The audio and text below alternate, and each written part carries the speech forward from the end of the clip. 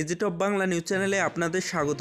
এই মুহূর্তের পর সবথেকে বিরাট বড় খবর, ভাজপার ব্যানারে পূর্ব কেন্দ্রে মথার প্রার্থী, আজই বৈঠক, বিস্তারিত জানিয়ে দেব, সঙ্গে থাকবেন। পূর্ব ত্রিপুরা লোকসভা আসনে প্রার্থী দেবে ত্রিপুরা মথা, যদিও পতাকা থাকবে ভারতীয় জনতা পার্টি। জানা গেছে অঘোষিতভাবে এই চুক্তি হয়েছে বিজেপির সঙ্গে মথার। প্রার্থীর নাম চূড়ান্ত করার জন্য আগামীকাল 10:30টায় বৈঠকে বসছে দল। রাজধানীর একটি বেসরকারি হোটেলে এই বৈঠকের আয়োজন করা হয়েছে। এতে উপস্থিত থাকার জন্য বলা হয়েছে দলের সবকটি সংগঠনের নেতৃত্বতে।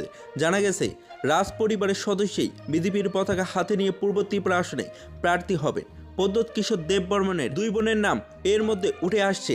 এদের মধ্যে প্রীতি দেববর্মা সিং এর নামেই উঠে আসছে এবং ত্রিপুরার সঙ্গে তার দীর্ঘদিন ধরেই যোগাযোগ নেই এবং জানা গেছে তিনি স্থায়ীভাবে রাঁচির বাসিন্দা। এর আগে গতবারের নির্বাচনে কংগ্রেস প্রার্থিতা প্রদ্যোৎ কিশোর দেববর্মনের বোন প্রজ্ঞা দেববর্মনের নামও উঠে এসেছিল, কিন্তু কী কারণে সেই নাম বাদ দিয়ে প্রীতি দেববর্মা সিং এগিয়ে রয়েছেন তা জানা যায়নি।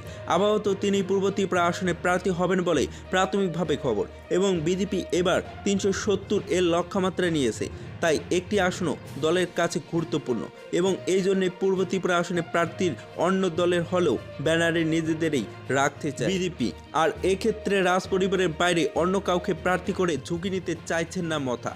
ত্রিপুরা মথার যাবতীয় সংগঠনকে এই লক্ষ্যে তৈরি করার জন্যই আগামীকালের বৈঠক। সূত্রে খবর, পশ্চিম ত্রিপুরা আসনে প্রার্থী হিসেবে বিপ্লব কুমার দেবের নাম চূড়ান্ত করার আগেও বিজেপির সঙ্গে মথার আলোচনা হয়েছে। এই দিকে জানা গেছে আগামী 10 তারিখ নাগাদ ভারতীয় জনতা পার্টি এবং ত্রিপুরা মথার মধ্যে আনুষ্ঠানিক সম্পর্ক স্থাপন হবে, সরকারে আসবে মথা। যদি ভিডিওটি ভালো লাগে তাহলে একটি লাইক দেবেন, চ্যানেলে নতুন হলে সাবস্ক্রাইব করে পাশে থাকা বেল আইকনে প্রেস করে রাখবেন এরকম লেটেস্ট ভিডিও আপডেটগুলি সর্বপ্রথম পাওয়ার জন্য। বিয়ের রিপোর্ট, এজেট অফ বাংলা।